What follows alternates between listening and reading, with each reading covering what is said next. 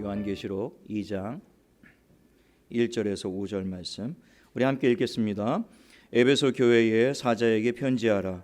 오른손에 있는 7별을 붙잡고 7 금촛대 사이를 거니시는 이가 이르시되 내가 내 행위와 수고와 내 인내를 알고 또 악한 자들을 용납하지 아니한 것과 자칭 사도라 하되 아닌 자들을 시험하여 그의 거짓된 것을 내가 드러낸 것과 또 내가 참고 내 이름을 위하여 견디고 게으르지 아니한 것을 아노라. 그러나 너를 책망할 것이 있나니 너의 처음 사랑을 버렸느니라. 그러므로 어디서 떨어졌는지를 생각하고 회개하여 처음 행위를 가지라. 만일 그리하지 아니하고 회개하지 아니하면 내가 내게 가서 내 촛대를 그 자리에서 옮기리라. 아멘. 저는 이 봉독한 말씀을 가지고 처음 사랑을 회복하라 라는 제목으로 말씀을 나누기를 원합니다. 우리 좌우 옆에 분, 앞뒤 분에게 새해 첫날입니다. 우리 환한 미소로 축복하시면서 새해 하나님의 복 많이 받으십시오. 한번 인사하시기 바랍니다.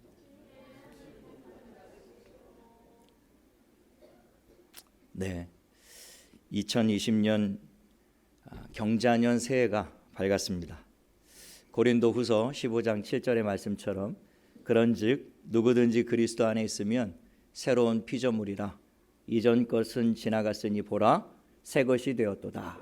말씀하신 대로 이제 이전 것은 다 지나갔습니다. 이제 새로운 해가 시작됐기 때문에 올해는 작년보다 더 좋은 일들이 우리의 삶 가운데 많아질 줄로 믿습니다. 누구든지 그리스도 예수 안에 있으면 그렇게 될 것이라고 주님이 약속하셨기 때문입니다. 이사야서 43장 18절 19절에 보면 너희는 이전 일을 기억하지 말고 옛날 일을 생각하지 말라. 보라 내가 새 일을 행하리니 이제 나타낼 것이라. 그렇게 말씀하셨어요. 그러니까 이 말씀은 과거에 붙잡히지 말고 새로운 일을 행하실 주님을 바라보라 그런 말씀이에요. 올 한 해도 믿음의 주요 온전케 하시는 이인 예수님을 바라보고 끝까지 우리가 달려갈 길을 달려갈 때 주님은 우리 안에서 새 일을 행하실 것이다. 우리 인생 가운데 정말 이전에서 없었고 이후에도 없을 그런 놀라운 일들을 행하시는 그런 축복을 받아 누리시는 한 해가 되시기를 예수님의 이름으로 축원을 드립니다. 새해의 덕담이었습니다. 여러분의 가정과 삶 가운데 정말 하나님의 놀라운 일들이 날마다 이루어지기를 예수님의 이름으로 축원을 드립니다. 올해 우리 교회의 표를 정했습니다. 요한계시록 2장 4절의 말씀을 근거해서 처음 사랑을 회복하라 그런 말씀으로 정했습니다. 이 말씀은 오늘 우리가 읽은 그 본문 말씀을 근거로 해서 정해진 표어인데요. 오늘 말씀을 찬찬히 살피면서 왜 이 표를 우리가 정했는지 또 이 표의 목적대로 우리가 올 한 해 동안 이 말씀을 따라 우리가 정말 처음 사랑을 뜨겁게 회복하는 한 해가 될 수 있게 되기를 예수님의 이름으로 축원을 드립니다. 오늘 1절 말씀 보시면 에베소 교회 사자에게 편지하라. 오른손에 있는 7별을 붙잡고 7 금촛대 사이를 거니시는 이가 말씀하셨다라고 되어 있습니다. 오늘 이 본문 말씀은 사도 요한이 이 반모섬에 유배되었을 때 그리스도로부터 받은 계시의 말씀을 기록한 것입니다. 특별히 오늘 이 본문은 주님으로부터 받은 에베소 교회에 편지하라는 그런 내용을 담고 있는 거예요. 오늘 1절에 나타난 주님의 모습을 보니까 그 오른손에 7별을 붙드시고 또 7 금촛대 사이를 거닐고 계시는 모습으로 기록을 하고 있는데요. 그 계시록 1장 20절에 보면 7별과 7 금촛대가 무엇인지를 주님이 이렇게 설명을 해주셨습니다. 7별은 7 교회의 사자요 7 촛대는 7 교회니라 그렇게 말씀하셨어요.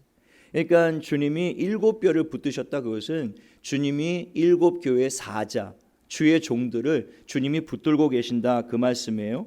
그리고 7 촛대는 7 교회이기 때문에 주님이 7 촛대 사이를 거니신다 그 말은 7 교회 사이를 주님이 거니시면서 교회 안에서 역사하고 계신다 그런 말씀입니다. 그러니까 교회는 어떤 곳이냐? 주님이 붙드시는 곳입니다. 주님이 그 안에서 역사하시면서 이 세상을 향하신 하나님의 뜻을 이루어가는 곳, 그것이 바로 교회다라고 하는 것입니다. 지금도 주님은 교회를 붙들고 계세요. 그리고 교회 안에서 역사하고 계십니다. 그 이유는 마태복음 16장 18절에 보면 내가 이 반석 위에 내 교회를 세우겠다라고 말씀을 하셨기 때문이에요. 그리고 그 교회는 음부의 권세가 이기지 못하도록 하시겠다라고 약속을 하셨기 때문입니다. 교회는 사람에 의해서 세워지는 곳이 아닙니다. 우리가 뜻을 모아가지고 교회를 세우자 그러면 교회가 되는 것이 아니라는 것이죠. 그 마태복음 16장의 말씀에 의하면 교회는 내가 세운다라고 말씀하시고 내가 내 교회를 세우겠다라고 말씀을 하시는 거예요. 그래서 이 땅에 세워진 모든 교회는 사실은 주님이 세우신 것입니다. 그래서 이 땅에 있는 모든 교회는 주님이 주인이 되시고 주님이 머리가 되신다라고 하는 거예요. 그 교회를 구성하고 있는 모든 성도들은 그리스도의 몸이다 이렇게 말씀하시는 것이죠. 그러니까 저와 여러분은 그리스도의 몸이고 우리의 머리는 그리스도가 되신다라고 하는 것입니다. 그리스도의 몸인 교회가 머리이신 그리스도에게 복종하는 곳, 그게 바로 교회다라고 하는 거예요. 오늘 이 1절 말씀 한 절만 잘 들여다봐도 교회론을 우리가 정확하게 이해를 할 수가 있어요. 교회는 바로 주님이 머리가 되시고 주인이 되셔서 붙들고 계시고 역사하시면서 이 땅에 하나님의 뜻을 이루어가는 곳, 그리고 그의 몸된 백성들은 그분 앞에 순종하고 복종하면서 주의 뜻을 함께 이루어 나가는 곳, 그것이 바로 교회다라고 하는 겁니다. 올 한 해 동안 주님이 우리 한생명교회를 이렇게 강하게 붙들어 주실 줄로 믿습니다.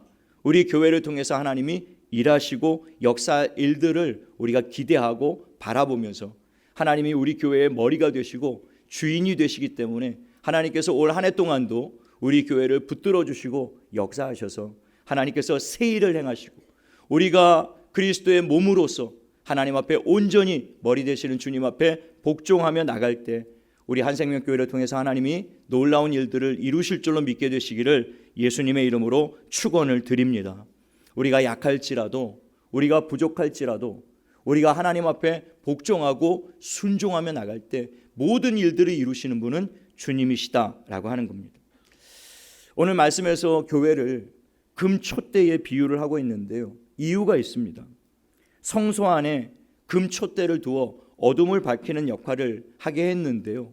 이 성소 안에 있는 금촛대의 재료는 순금으로 만들어졌습니다. 99.999% 완전한 불순물을 제거한 순금으로 만들어진 것이 바로 금촛대예요. 그러니까 주님이 이 교회를 금촛대에 비유하신 것은 바로 이 순금이 상징하는 바 때문에 그렇습니다.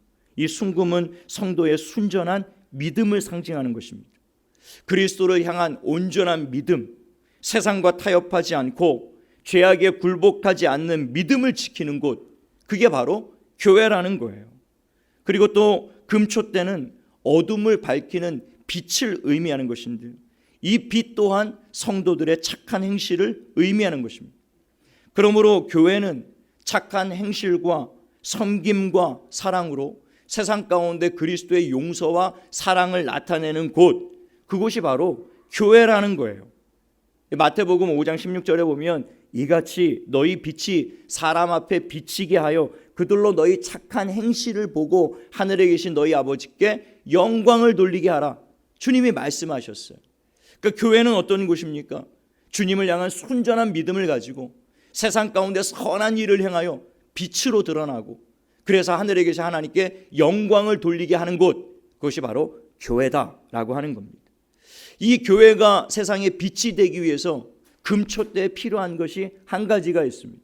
이것이 없이는 절대로 촛대가 될 수가 없어요. 그것이 바로 기름입니다. 기름이 없이는 촛불을 밝힐 수가 없는 것이죠. 그 금촛대에 사용되는 기름이 감람유인데요. 그 감람유가 상징하는 바가 바로 성령이십니다. 성령의 기름 부으심을 의미하는 거예요.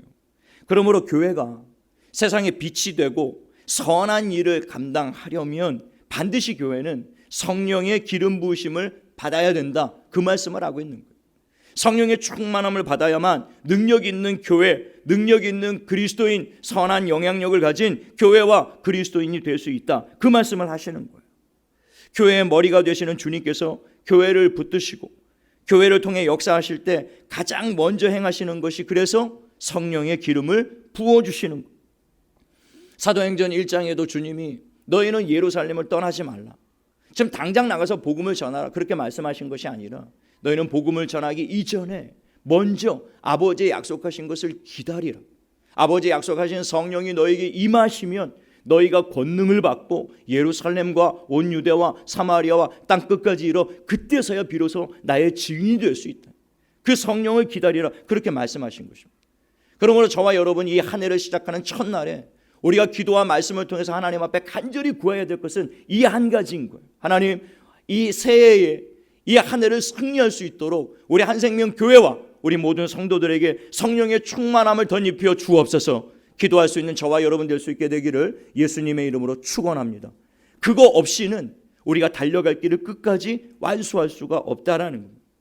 교회가 모일 때 기도와 말씀과 예배와 찬양과 성경 공부와 또 성도의 뜨거운 사랑의 교제를 통해서 날마다 성령의 능력을 우리가 받고 그 성령의 충만함을 체험해야 되는 것이죠.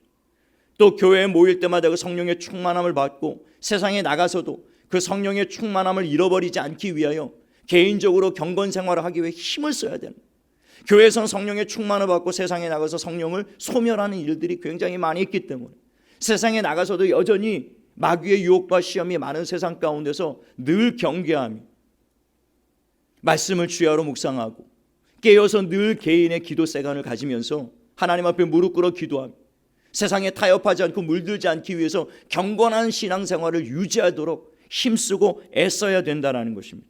그래서 성령의 충만함을 유지하는 성도들이 모여야만 그 교회가 비로소 성령의 능력이 나타나는 교회가 될 수 있다라고 하는 것이죠.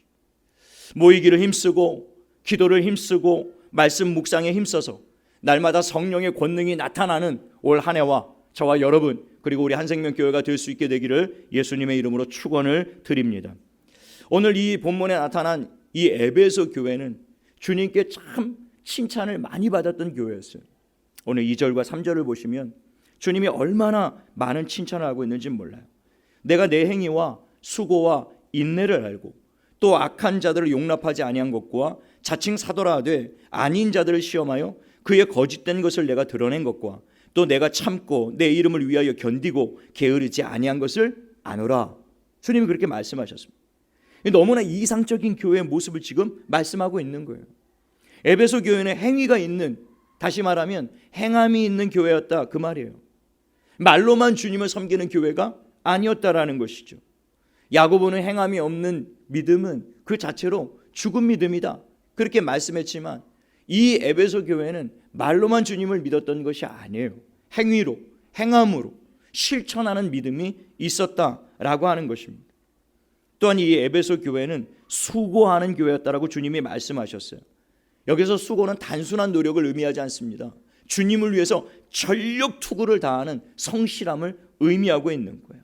그러니까 이 에베소 교회는 주님을 위해서 모든 일에 그야말로 최선을 다하는 그런 교회였다라고 주님이 칭찬하고 계세요. 또 에베소 교회는 인내하는 교회였습니다.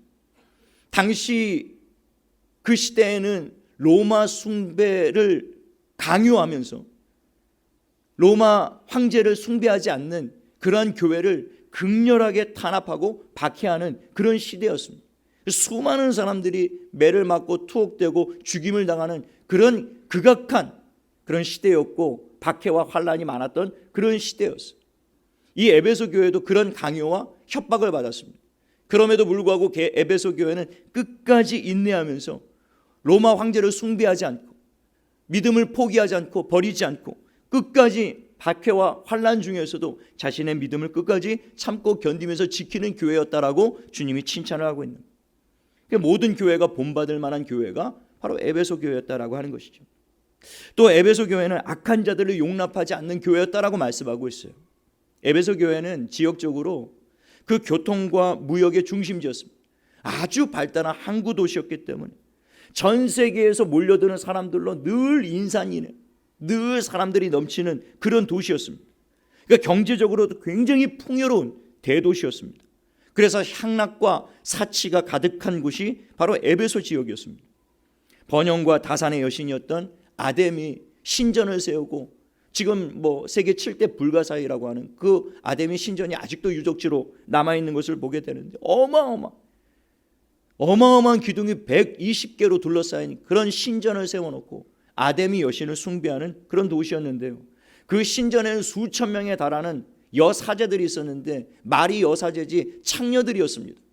거기에 예배하러 오는 사람들과 그 성전에 그 신전에서 온갖 음란한 짓을 다 행했던 그야말로 타락한 도시 중에 도시였다라는 것이죠. 더구나 로마의 충성을 서약하고 로마 황제 숭배에 앞장섰던 도시 그 에베소였어요. 그래서 로마가 지배하는 모든 도시들 중에 유일하게 에베소만 로마의 주둔군을 두지 않았습니다. 그만큼 에베소가 로마 황제에게 충성을 서약하고 로마 황제 신전을 세워놓고 로마 황제를 뜨겁게 숭배하는 그런 일들에 앞장섰던, 그래서 로마로부터 자유도시로 인정을 받았던 것이 에베소였다라는 거예요. 그러니까 이 에베소는 한마디로 말하면 영적으로나 정신적으로나 육체적으로 완전히 부패하고 타락한 도시가 바로 에베소였던 것이죠. 그러니까 그 한복판에 지금 교회가 세워져 있는 거예요. 그냥 문만 열고 나가면 온갖 음란하고 추하고 사치하고 방탕하고 술 취하고 그런 일들이 가득한 도시였어요. 그러니까 일상의 모든 삶이 죄의 유혹들로 가득 넘치는 곳이 에베소였기 때문에 거기서 신앙생활을 한다는 것은 이게 보통 어려운 일이 아니었습니다. 그럼에도 불구하고 오늘 주님이 이 교회를 칭찬하신 것은 그럼에도 불구하고 그 교회 안에 세속적이고 음란한 문화가 교회 안에 들어오지 못하도록 악한 자들을 용납하지 않았다. 교회 안에서 그런 일들을 일삼는 자들을 용납하지 않았다. 그리고 조금이라도 그런 일을 행하는 자들이 있으면 전부 다 추방하고 내쫓고 교회에 순결하고 신실한 신앙을 지키기 위해서 힘쓰고 애썼던 교회가 에베소 교회였던 겁니다. 로마 황제 숭배에 굴복하지 않고 신전 제사를 거절하고 음란한 행위를 철저히 막았습니다. 또 거짓 사도들을 분별하여 교회 안에 발을 붙이지 못하도록 전부 다 내쫓았어요. 3절에는 주의 이름을 위하여 견디고 게으르지 않고 부지런하게 정말 바른 신앙을 가지려고, 우리 한생명교회 성도들 같지 않습니까? 정말 뜨겁게 자기의 신앙을 지키기 위해서 열심히 애를 쓴 교회, 그게 에베소 교회였다는 말이에요. 에베소 교회가 이렇게 신실한 믿음을 지키는 교회로 성장할 수 있었던 것은 사도 바울의 영향력이 굉장히 컸습니다. 사도 바울이 전도 여행 중에 브리스길라와 아굴라와 함께 이 에베소의 교회를 개척했습니다. 그리고 사도 바울은 특징이 교회를 개척하고 나면 한 3개월에 5개월 만에 그냥 그곳을 떠나요. 후임자를 세워놓고 짧은 시간에 양육하고 그리고 그곳을 떠납니다. 그리고 나중에 다시 둘러보는 거예요. 순회하면서 그곳이 잘 서가나, 하나님의 말씀대로 신앙생활 잘하고 있나, 그렇게 돌아보는 사역을 하는데요. 이 에베소 지역만큼은 그렇게 하지 않았습니다. 무려 3년 동안 에베소 지역에 그냥 정착했어요.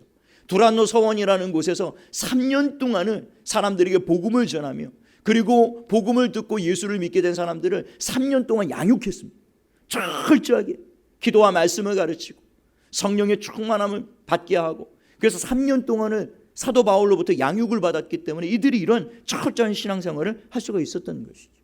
사도 바울이 3년 뒤에 눈물을 흘리면서 에베소 항구에서 떠나가는 장면이 사도행전 20장에 나오지 않습니까? 사도 바울이 떠나고 난 이후에 그 후임자로 오늘 이 본문을 기록하고 있는 사도 요한이 후임자로 가서 또 이 에베소 교회를 목회했다고. 그리고 이 사도 요한이 이제 잡혀가지고 밤모섬의 유배를 떠날 때 그 빈자리를 사도 바울의 영적인 아들이었던 디모데가 와가지고 에베소 교회를 목회했던 거예요. 그러니까 정말 탁월한 목회자들이 3대에 걸쳐서 그 교회를 양육했기 때문에 이 에베소 교회가 이런 철저한 믿음을 가질 수 있었다라고 하는 것이죠. 그런데 지금 이 본문을 기록하고 있는 이때는 사도 바울이 교회를 설립하고 이런 신실한 신앙을 가지고 난 이후로 약 30년이 흘러버린 그런 시간이었습니다. 굉장히 많은 시간이 흐르고 난 다음에 그 다음에 이들은 그 신앙을 끝까지 유지했는가? 오늘 본문에 보니까 그렇지 않았다라는 거. 그렇게 모든 교회가 본받을 만한 신실한 믿음을 지키는 그런 교회의 모습이었지만 후에는 그 모습이 변질되었던 것을 보게 돼요. 그렇게 열심히 믿음을 지켰던 에베소 교회도 주님께 오늘 본문에 보면 책망을 받고 있는데요, 바로 4절 말씀입니다. 그러나 너를 책망할 것이 있나니 너의 처음 사랑을 버렸느니라. 사실 예수님의 이 책망은 짧은 말씀이에요. 너 처음 사랑 버렸다, 너 변했다, 그 한 말씀이었어요. 그런데 이 한 말씀이 앞에 있는 그 모든 칭찬을 무색하게 만드는 그런 책망이었다라는 것이죠. 모든 것을 그렇게 잘하는 것처럼 보였던, 그래서 겉으로 보기엔 정말 주님을 사랑하는 것처럼 보였던 에베소 교회가 실상은 주님에 대한 사랑이 냉랭하게 식어져 버린 그런 교회였다라는 사실이 너무 충격적이에요. 100가지를 잘해도 처음 사랑을 버렸다면 사랑하는 사이에는 정말 극약과도 같은 것입니다. 결혼한 지 한참 된 부부가 결혼기념일이라고 그냥 근사한 레스토랑을 예약하고 뭐 스카이 라운지에서 그냥 야경을 보면서 거기에 최고급 와인이나 샴페인을 마셔가면서 최고급 음식을 먹고, 또 결혼기념일이니까 또 반짝거리는 목걸이 선물도 하나 탁 주고받고, 뭐 그렇게 하면 정말 멋진 결혼기념일 아닙니까? 근데 그 모든 일들을 다 했다라고 할지라도 그 마음에, 그 중심에 서로에 대한 사랑을 잃어버렸다라고 한다면 그런 형식이 무슨 의미가 있겠냐라고 하는 겁니다. 사랑은 없고 형식만 남아있는 그런 관계에 무슨 행복이 있고 거기에 참된 만족과 기쁨이 있겠느냐고요. 말씀 준비하다 보니까 예전에 뭐 드라마에서 잠깐 스쳤던 한 장면이 딱 떠오르더라고요. 그 장면에 남편이 퇴근하고 들어와서 아내에게 선물을 줍니다. 오늘 결혼 기념일이지. 근데 굉장히 무표정하고 냉랭하게 선물을 건네는 거예요. 근데 그 선물을 결혼 기념일이라고 받으면 아내들은 이게 웬 뭔데, 그러고 막 생전 선물 안 하다가 오늘은 어쩐 일이래 그러고 막 기뻐서 열어봐야 되는데, 그 아내는 또 무표정으로 그냥 받아드는 거예요. 그리고 열어보지도 않습니다. 그리고 책상을 열더니 그냥 쓱 집어넣는 거예요. 근데 그 책상을 열어봤는데 똑같은 케이스가 여러 개 놓여 있는 거예요. 그러니까 매년 남편이 습관적으로 그냥 결혼 기념일만 되면 똑같은 샵에 가서 그냥 하나 주세요, 그리고 그냥 건네는, 아내도 그걸 알기 때문에 별 감동이 없는, 그냥 받아서 서랍에 그냥 훅 처박아 버리는 거예요. 여러분, 그것이 아무리 비싼 목걸이, 아무리 값비싼 다이아몬드라고 할지라도 거기에 남편이 진심과 사랑이 없으면 그런 거라도 받았으면 좋겠죠. 그런 분들이 혹시 계실지 모르겠으나 그냥 그 안에 정말 남편의 중심을 담은 사랑이 없다면 그게 무슨 의미가 있겠느냐고요. 오 헨리의 단편집 그 크리스마스의 선물, 내용을 다 아시지 않습니까? 그 한 마을에 가난한 부부가 있었어요. 그런데 서로 뜨겁게 사랑했습니다. 성탄절이 다가오자 남편이 아내에게 선물을 주고 싶은데 뭐 돈이 있어야죠. 그래서 가만히 보니까 부모님에게 유품으로 물려받았던 그 주머니, 호주머니 시계, 그 끈도 없는 그 시계가 하나 있는 거예요. 그걸 시장에 내다 팔고 그것으로 아내가 수년 동안 머리를 예쁘게 그냥 길렀는데 그 머리를 묶을 수 있는 예쁜 머리핀을 하나 사가지고 이제 들고 옵니다. 근데 같은 시간 그 머리를 길게 길렀던 아내도 시장에 나가서 남편의 선물을 사고 싶은데 돈이 있어야죠. 그 탐스러운 머리카락을 다 잘라서 그것으로 남편이 호주머니 시계를 갖고 다니는데 줄이 없어가지고 그 줄을 좀 사줘야 되겠다. 그 줄을 사갖고 돌아온 거예요. 그래서 성탄절이 돼가지고 선물을 내밀었는데 그 머리를 싹둑 잘라버린 그 아내의 머리에 머리를 묶을 수 있는 그 핀이 무슨 의미가 있겠느냐고. 그리고 그 핀 사느라고 시계 팔았는데 이제 아내가 준비한 시계줄이 무슨 의미가 있겠느냐. 그럼에도 불구하고 그것을 받아든 두 부부는 그 눈물을 글썽이면서 남편을 사랑하는 아내의 마음, 아내를 사랑하는 남편의 마음을 다시 한번 확인하고 감격적인 성탄절을 맞이했다라는 그 내용 아닙니까? 여러분, 잠언서 17장 1절의 말씀에도 보면 마른 떡 한 조각만 있고도 화목한 것이 제육이 집에 가득하고 다투는 것보다 나으니라. 여러분, 집에 아무리 돈이 많고 재산이 많고 뭐 가진 것이 많아도요, 그 마음에 사랑이 식어져 버리면 거기가 지옥 아닙니까? 여러분, 대한항공, 자꾸 제가 이게 뭐 한진그룹 얘기를 자꾸 하게 되는 것 같아서 죄송합니다만 뭐 뉴스에 자꾸 나오니까요. 뭐 많은 것을 가지고 있고 뭐 대기업의 총수가 돼도 그 남매끼리 막 서로 증오하고 저주하고 싸우고, 이제는 그 어머니와 아들이 그냥 유리창이 다 깨지고 그 보니까 아주 처참하더군요. 뭐가 부족한 게 있어서 그 사람들이. 돈은 세상 그 누구보다 넘쳐나도록 있고, 명예도 있고, 권력도 있고, 뭐 가지고 있는 것들이 지천으로 쌓여있는 그들의 마음에 사랑이 없어. 거기가 지옥 아닙니까? 여러분, 천국과 지옥이 결정적인 차이는 사랑이 있고 없느냐. 여러분, 천국이 왜 천국입니까? 거기는 사랑하는 주님이 계셔서 그래요. 주님이 사랑하는 우리가 가는 곳이기 때문에, 거기에 사랑이 있기 때문에.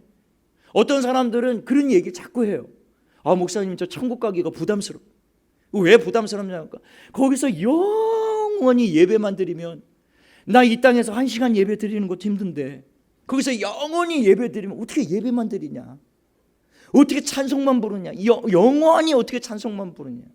그런 천국이라면 나 안 가고 싶다, 그런 분들이 굉장히 많이 있어요. 여러분, 천국을 오해하신 거예요. 천국은 사랑하는 주님을 만나서 주님의 뜨거운 사랑을 경험하고, 우리가 주님을 뜨겁게 사랑하는 곳이기 때문에, 사랑이 있는 그곳에는요, 영원히 1초처럼 지나가요.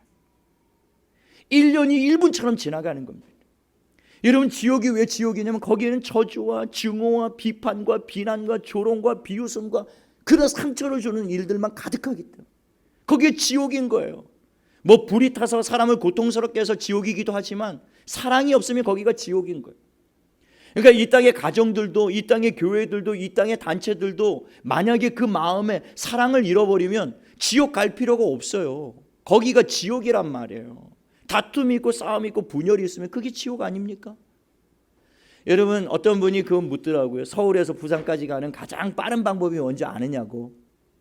KTX를 타고 가면 빠르지 않겠냐, 비행기를 타고 가면 빠르지 않겠냐. 정답은 뭐죠? 사랑하는 사람과 함께 가는 것이에요. 사랑하는 사람과 함께 가면 가장 빨리 가는 길이에요. 순삭이라는 말이 있습니다. 젊은이들 사이에. 뭐 5분 순삭, 1시간 순삭, 순식간에 사라져버리고 없다라는 그런 얘기예요. 사랑하는 사람과 있으면요, 1년이 1분처럼 느껴져요. 그러나 마음이 안 맞고 막 불편한 사람과 1분이 1년같이 느껴져요. 이런 사랑이 있고 없고가 완전히 관계를 다르게 만드는 것이란 말입니다. 여러분, 주님과 에베소 교회의 관계가 모든 것들이 다 형식적으로는 다 존재하고 있었지만 실상은 그 마음 가운데 이 사랑을 잃어버렸다라는 것이죠. 고린도전서 13장 1절로 3절, 사랑장인데요, 내가 사람의 방언과 천사의 말을 할지라도 사랑이 없으면 소리나는 구리와 울리는 꽹과리가 되고, 내가 예언하는 능력이 있어 모든 비밀과 모든 지식을 알고 또 산을 옮길 만한 믿음이 있을지라도 사랑이 없으면 내가 아무것도 아니고, 내가 내게 있는 모든 것으로 구제하고 또 내 몸을 불사르게 내줄지라도 사랑이 없으면 내게 아무 유익이 없느니라. 여러분, 이 말씀이 잘 이해가 되지 않아요. 사랑이 없는데 어떻게 자기의 몸을 다 내어주고, 사랑이 없는데 어떻게 모든 것을 다 들여 구제할 수가 있을까? 그런데 주님의 말씀은 분명히 사랑 없이도 그런 것들을 할 수 있다라는 거예요. 얼마든지 자기의 명예를 위해서, 사람들 앞에서의 체면 때문에 자기가 얼만큼 했는지 드러내기 위해서, 자랑하기 위해서, 그렇게 하기 위해서 하는 사람들도 얼마든지 있다라는 거예요. 사랑이 전혀 없이도, 사랑이 없이도 예배할 수 있습니다. 사랑이 없이도 기도할 수 있고, 주님을 향한 사랑이 없이도 얼마든지 찬양할 수 있습니다. 주님을 향한 사랑이 없이도 헌금할 수 있고요, 주님을 향한 사랑이 없이도 얼마든지 봉사할 수 있다라고 하는 거예요. 전도도 할 수 있고. 사랑이 없이도 부부로 사는 사람들이 이 땅에 얼마나 많은지 몰라요. 형식만 부부지 남이나 다를 것이 없는 그런 사람들도 이 땅에 굉장히 많이 있습니다. 에베소 교회가 그런 교회였다라는 거예요. 형식만 남아서 주님과의 사랑의 관계가 끊어져 버린 교회, 그게 바로 에베소 교회였다라는 겁니다. 여러분, 주님이 바리새인들을 무섭게 꾸짖었던 이유가 무엇이죠? 너희는 입술로는 나를 공경하나 마음은 내게서 멀도다. 그 입술로는 너희가 나를 경외하는 것처럼 보이지만 마음에는 사랑이 없다, 그렇기 때문에 주님이 바리새인들을 꾸짖었던 겁니다. 여러분, 이 바리새인들은 종교적인 열심으로는 정말 내노라는 사람들이, 누구도 이 사람들을 따라갈 사람들이 없었어요. 여러분, 일주일에 2번 금식하고 하루에 4번 기도하고 11조 드리고 구제하고 주야로 성경 읽고 안식일 빠지지 않고 철저하게 지키고 말씀대로 살아보려고 정말 몸부림쳤던 사람들, 그 사람들이 바리새인들이었단 말이에요. 그러니까 그들의 모습은 조금도 흠 잡을 데가 없어요. 사도 바울이 예수님 만나기 전에 나는 율법으로는 흠이 없다라고 그렇게 자랑할 만큼 정말 어렸을 때부터 철저하게 그렇게 종교적인 신앙생활을 해오던 사람들이 바리새인이었다라고 하는 거예요. 그런데 주님은 그 바리새인들을 보고 이 독사의 새끼들아, 이 회칠한 무덤들아, 이 외식하는 놈들아, 그렇게 정말 무시무시하게 저주를 막 쏟아 부으시면서 그들을 야단치셨단 말입니다. 여러분, 주님은 그들의 겉모습을 보는 것이 아니라 그 행위의 동기, 너 이거 무엇 때문에 그렇게 하느냐? 너 뭐 때문에 금식하고, 너 뭐 때문에 11조, 너 뭐 때문에 기도하고, 너 뭐 때문에 예배하고, 너 뭐 때문에 봉사하냐? 정말 십자가의 은혜를 알고 정말 하나님에 대한 그 사랑에 감격하고 너무너무 하나님을 사랑하는 그 마음이 있어서 그 사랑이 나를 감고나요. 그 사랑 때문에 그런 것들을 하는 것이냐? 아니면 그 사랑을 다 잃어버린 채 그냥 종교적인 행위로만 네가 하고 있는 것이냐? 주님이 그 말씀하신 거예요. 사랑이 없이도 얼마든지 종교적인 행위가 가능하다, 그 말씀이에요. 그러나 주님이 정말 우리에게 원하시는 것은 제사나 제물이 아니라는 거예요. 주님이 원하시는 한 가지입니다. 우리의 마음을 원하시는 거예요. 우리의 마음을. 뭐 현대해상인가? 로봇가 나와가지고 마음을 주는 건 전부를 주는 것이구나, 뭐 그런 이야기를 하는. 전 그거 볼 때마다 은혜를 받아요. 그래, 마음을 주면 다 주는 것이. 여러분, 마음을 주면 다 주는 겁니다. 주님이 우리에게 요구하는 것이, 그래서 너는 마음을 다하고 뜻을 다하고 힘을 다하고 심지어는 목숨까지라도 다해서 주 너의 하나님을 사랑하라. 이 사랑의 요구가 부당한 것이 아닙니다. 왜냐하면 주님이 우리를 그와 같이 사랑하시기 때문에. 마음을 다하고 주님은 힘을 다하고 십자가에서 목숨을 내어놓으시기까지 저와 여러분을 사랑하셨기 때문에 주님이 우리에게도 그 사랑을 요구하는 거예요. 주님은 우리에게 사랑을 요구하고 계세요. 에베소 교회도 처음에는 주님을 향한 사랑이 있었어요. 그래서 처음 사랑을 버렸다라고 말씀하시는 거예요. 너는 어떻게 처음부터 그렇게 사랑 없이 그 모든 일을 하니? 그렇게 책망한 것이 아니라 처음에 에베소 교회는 사랑하는 마음이 있었다고요. 주님은 사랑하는 마음으로 구원의 감격 때문에 그냥 예배할 때마다 눈물을 쏟고 그냥 주님이 나를 이렇게 사랑하셨구나. 그냥 구원의 감격 때문에 그냥 막 아낌없이 드리고 주님을 위해서 목숨까지라도 내 생명까지라도 그렇게 막 아낌없이 드리겠노라. 그런 마음으로 그렇게 하나님을 예배하고 믿음을 지켰던 교회가 에베소 교회. 그래 어느덧 그 사랑을 잃어버렸다는. 신앙생활을 오래 하다 보면 어느새 주님을 처음 만났던 그 뜨거운 감격, 눈물이 마를 날이 없었던 그 뜨거웠던 그 사랑은 다 식어져 버리고 그저 형식적인 종교 생활만 남는 경우가 많이 있습니다. 그러니까 이 에베소 교회를 향하신 주님의 말씀은 에베소 한 교회를 향한 말씀이 아니란 말입니다. 이 교회를 향한 이 말씀은 오늘 이 땅을 살아가고 있는 모든 교회와 그리스도인들을 향한 주님의 뜨거운 마음이라는 거예요. 여러분, 주님을 처음 만났을 때 그 감격을 여러분들 기억하고 있지 않습니까? 주님 한 분이면 너무 충분합니다.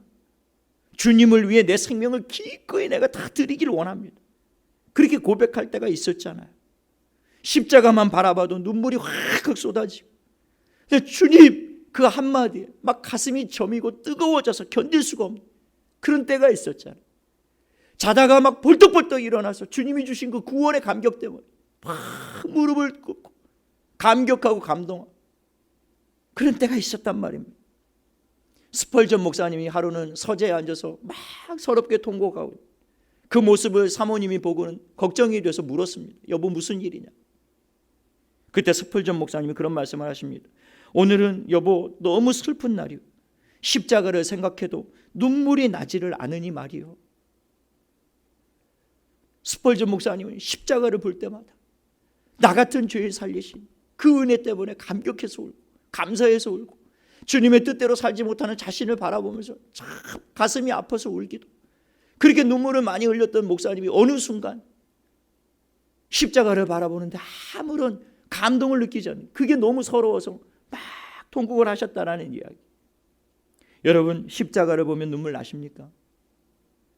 제 뒤에 있는 이 십자가를 바라볼 때 여러분 마음에 감동이 생기세요? 날 위해 몸을 찢으시고 피를 흘리신 그 사랑을 생각할 때 여러분 가슴이 막 점여 오십니까? 마지막으로 주님 때문에 눈물을 흘렸던 때가 언제였습니까?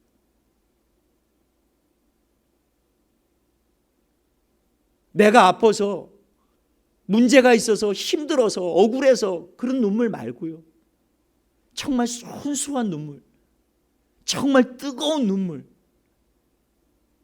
저 십자가를 바라보고 나 같은 죄인을 위해서 주님이 이 고난을 당하셨구나, 그 감격에서 솟구쳐 나오는 그 눈물, 마지막 흘렸던 때가 언제입니까?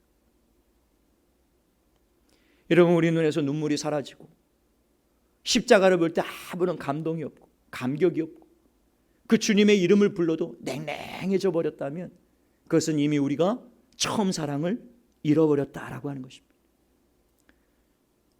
이 땅의 많은 교회들이 이 사랑을 잃어버리고 어쩌면 그 모습이 우리 한생명교회의 모습이 아닐까 싶습니다. 저의 모습이기도 하고요. 제가 주님 때문에 순수하게 마지막으로 울었던 때를 이 말씀 묵상하면서 생각해보니까 지난 여름에 찬양을 연습하던 중에 갑자기 그분의 은혜가 깨달아지고 그래서 막 뜨거운 눈물이 솟구치더라고요. 근데 옆에서 함께 연습하는 지체들이 있어서 제가 울지를 못하고 억지로 그것을 삼켰습니다만, 그때 만약에 아무도 없었다면 굉장히 뜨거운 눈물을 흘렸을 것 같아요. 지난 여름에 마지막으로 흘렸던 눈물, 저도 눈물이 메말라가 주일까지 5일 동안 금식을 작정하고 이제 금식을 하고 있는데요, 정말 하나님 앞에 다시 한번 주님, 형식적인 그런 종교 생활이 아니라 정말 가슴으로 저미는 그 십자가를 바라보면 그 솟구쳤던 그 눈물, 구원의 감격을 회복하여 정말 주님을 뜨겁게 사랑하는 그 마음을 저부터 회복하고 우리 한생명교회가 그것을 회복하고 여러분 한 분 한 분들이 전부 이 처음 사랑을, 주님 처음 만났었던 그 뜨거운 신앙을 다시 한번 회복할 수 있게 되기를 예수님의 이름으로 축복합니다. 오늘 5절 상반절에 보면 그러므로 어디서 떨어졌는지를 생각하고 회개하여 처음 행위를 가지라. 주님이 대안을 말씀해 주셨어요. 주님을 처음 만났을 때 그 뜨거웠던 사랑을 회복하라 제발. 난 너희가 바치는 예배, 제사, 제물, 헌금, 난 너희들한테 그런 거 원하는 거 아니야. 나를 사랑하는 순수한 마음, 그 사랑, 나 그거 하나면 된다. 내가 너한테 요구하는 거 그거 하나밖에 없다. 그거 회복해라, 그거 회복해라. 주님은 지금도 변함없이 나를 눈물 나게 사랑하시, 지금도 온 마음을 다하여 나를 사랑하시, 나의 사랑을 갈구하고 계십니다. 난 네 마음을 원하고 네 사랑을 원한다. 네 사랑을. 형식적인 종교생활 하지 말고 네가 그 처음 사랑을 어디서 떨어뜨렸는지 그 생각하고 생각해라. 여러분 올 한 해 동안 잘 생각하셔서 지금 여러분의 마음 가운데 뜨거움이 있는지 없는지 돌아보시고, 정말 과거에는 주님을 생각할 때 그 뜨거운 눈물이고 뜨거운 사랑이 있었는데 지금 만약에 내 마음에 냉랭하게 식어졌다면 예배를 드리는 것도, 기도를 드리는 것도, 찬양을 부르는 것도 아무런 마음에 감동이 없고, 말씀을 듣고 설교를 들어도 아무런 마음에 감동이 없고 변화가 없고, 그런 성령의 임재를 느끼지 못하고 하나님의 음성을 듣지 못하게 눈이 가리워지고 귀가 막히고 가슴이 다 막혀서 주님과의 관계가 완전히 끊어져 버리. 뒤에 우리가 또 살펴보겠습니다만 사대교회가 살았다는 이름은 가졌으나 죽은 교회라 주님이 말씀하신, 디모데후서 3장에는 경건의 모양은 있으나 경건의 능력을 잃어버린, 다 하는데 다 하는데, 그게 주님을 위한 것이라고 우리가 다 하는데 가만히 들여다보니까 주님이 책망하시는 음성이 들리는 거야. 너 처음 사랑 버렸다. 너 정말 나를 사랑해서 하는 거니? 내가 언제 너한테 그 많은 일들 하라고 하디? 마르다의 집에 갔을 때 주님 오신다고 그냥 이것저것 꺼내고 음식을 하고 준비하고, 그 얼마나 정성스러운 모습입니까? 갸륵한 마음이죠. 정말 주님을 사랑하는 마음 때문에 그렇게 하는 것 아닙니까? 그러나 마리아는 마르다를 돕지도 않고 그냥 예수님의 무릎 앞에 앉아가지고 거기 앉아있는 거예요. 마르다가 화가 나가지고 마리아 좀 야단쳐달라고, 내가 이렇게 바빠가지고 일을 하고 있는데 그 가만히 앉아가지고 주님하고만 노닥거리고 떠들고 앉아있는데 야단쳐달라고. 그때 주님이 하신 말씀입니다. 마르다야, 내가 이 집에 뭐 먹으러 온 거 아니다. 한 가지면 족하다. 그냥 물만 내와라. 그냥 커피 한 잔이면 돼. 난 이 집에 너하고 대화하려고 왔다. 너 만나려고 왔어. 너하고 이야기하려고 왔어. 마리아는 좋은 편을 선택했기 때문에 마리아는 절대로 이거 빼앗기지 않는다. 마리아는 언니가 바쁘게 일하는 거 알면서도 그냥 주님 앞에 앉아있는 게 좋은 거야. 주님 말씀하세요. 제가 어제 이런 일이 있었고 그제 이런 일이 있었고 이번 주에 이런 일이 있었어요. 근데 주님 얼마나 내가 보고 싶었는지 알아요? 주님 왜 이제 오셨어요? 그리고 주님과 그냥 마음을 나누고 사랑을 나누고 그냥 그 시간 가는 줄 모르고 주님을 너무너무 사랑했기 때문에. 정말 마르다가 진짜 주님을 사랑한 것처럼 보였지만 나중에 향유옥합을 깨뜨렸던 것은 마리아 아닙니까? 주님을 정말 온 마음을 다해서 사랑해. 주님과 함께 머물기를 원하고, 주님의 음성 듣기를 원하고, 주님께 말씀드리기를 원하고, 늘 주님과 함께하는 그 사랑을 가지고 있었던, 주님이 원하시는 거 그거랍니다. 그리고 어디서 너희가 처음 사랑을 떨어뜨렸는지 그거 기억하고 그거 가서 회개하라. 부정 명사를 사용하고 있는데 이것은 회개하라가 즉각 회개하라 그 말씀입니다. 자꾸 미루지 말고 내일, 다음 주, 다음 달, 내년 그렇게 하십니다. 내년 됐잖아요. 올해 이제 올해 됐으니까 마음에 결단하고 지금 이 예배를 드리는 이 순간부터 하나님, 제 마음 가운데 혹시 주님을 처음 만났던 감격, 구원의 감격, 처음 사랑 그 잃어버렸다면 하나님 이 시간 제가 회복하기를 원하고, 주님보다 더 사랑했던 것들을 십자가에 못 박고 내가 온 마음을 다하여 주님 사랑하기를 원합니다. 결단하는 나와 여러분 되시기를 예수님의 이름으로 축원합니다. 반드시 하셔야 돼요. 왜냐하면 5절 하반절에 보면 만일 그리하지 아니하고 회개하지 아니하면 내가 내게 가서 내 촛대를 그 자리에서 옮기리라 말씀하십니다. 굉장히 무서운 말씀입니다. 내가 내게 가서, 이 말씀은 나중에 재림 때 주님이 오시겠다 그 말씀이 아니에요. 네가 회개하지 않는 그 순간에 내가 너한테 가서 너에게 있는 촛대를 내가 그 자리에서 옮기겠다. 이 말씀은 주님이 우리와의 관계를 단절하시겠다라 그 말씀이에요. 주님을 사랑하지 않는 자들과 주님이 함께하고 싶지가 않다 그 말씀입니다. 우리가 사랑으로 하나님 앞에 예배하고, 사랑으로 하나님 앞에 예물을 드리고, 사랑으로 하나님 앞에 기도하고, 사랑으로 하나님과 동행할 때 그와 하나님이 함께하기를 원하시는 거예요. 사랑을 잃어버린 예배, 사랑을 잃어버린 예물, 그런 것들은 주님이 기뻐하시잖아요. 그런 곳에 주님은 함께 계시지 않습니다. 그러므로 우리는 반드시 이 주님과의 끊어진 관계가 있다면 이것을 회복해야 된다라고 하는 것입니다.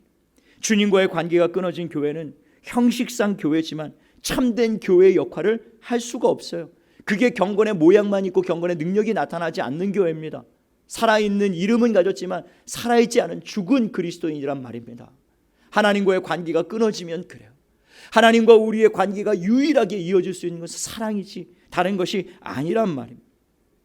안타깝게도 성령이 교회들에게 하시는 음성을 들으라고 7절에 말씀을 하셨지만 에베소 교회는 성령의 음성을 듣지 못했습니다. 그리고 처음 사랑을 회복하는 일을 게을리했어요.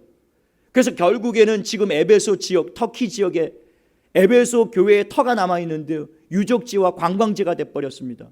거기에 더 이상 성도들이 모이지 않아요. 처음 사랑을 잃어버렸기 때문에 주님이 촛대로 옮기신 것입니다. 그 교회가 문을 닫아버렸어요. 여러분, 우리 마음에 주님에 대한 사랑을 회복하지 않으면 주님과의 관계는 단절돼 버리고 맙니다. 그리고 형식만 남아요. 그게 바리새인이에요. 이 땅에 바리새인 같은 교회, 바리새인과 같은 목사, 바리새인 같은 장로, 바리새인 같은 안수집사, 바리새인 같은 권사, 바리새인 같은 교인들 얼마나 많습니까? 다 하는데 그런데 주님을 향한 사랑을 잃어버린 냉랭한 그런 가슴으로 살아가는 그리스도인들이 너무나 많다라고 하는 것입니다. 그러므로 올 한 해 동안에 어디서 떨어졌는지, 여러분 혹시 주님을 사랑하십니까? 아멘. 처음 사랑을 여러분 가지고 계세요? 가지고 계신 분들은 그 사랑이 날마다 뜨거워지기를 바라고요. 혹시 그 사랑을 잃어버린 분들이 계시다면 그 사랑을 올 한 해 동안에 정말 뜨겁게 다시 주님 회복하기를 원하고, 주님이 라반 외삼촌 라반의 집으로 도망가던 그 야곱을 만나 주셨던 그 베델의 자리에서 그가 20년 만에 다시 그 땅으로 돌아올 때 그 베델에서 하나님께 약속했던, 주님 저를 먹이시고 입히시고 저를 돌보시고 다시 이 고향 땅으로 돌아오게 하시면 하나님은 나의 하나님이 될 것이고 나는 영원토록 하나님을 섬기겠습니다 하는 그 굳은 맹세를 했던 그 베델을 그가 20년 만에 까맣게 잃어버리고 그가 베델을 지나쳐 딴 곳으로 갈 때 그가 큰 환난을 당하지 않습니까? 그 주님이 다시 베드로의 그 야곱에게 하셨던 말씀이 베델로 올라오라. 베델로, 네가 주님을 처음 만났던 그 자리로 올라와라. 거기에 올라와서 주님을 사랑하는 그 마음을 다시 회복하고 십자가의 감격과 은혜를 다시 회복하고 그 사랑으로 우리 다시 시작하자. 주님이 말씀하시는 그 음성 들으시고요, 올 한 해 동안에 주님을 향한 뜨거운 사랑을 회복하여 주님과 뜨겁게 사랑하며 동행하는 저와 여러분, 우리 한생명교회가 될 수 있게 되기를 예수님의 이름으로 축원을 드립니다.